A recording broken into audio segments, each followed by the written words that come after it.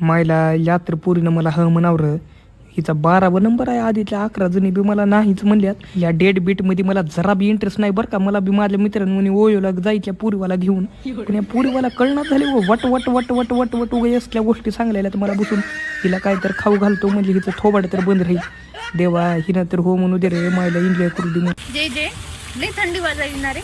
हा मला पण लई थंडी वाजायला. मी काय म्हणायले, आपण गरम झालो तर?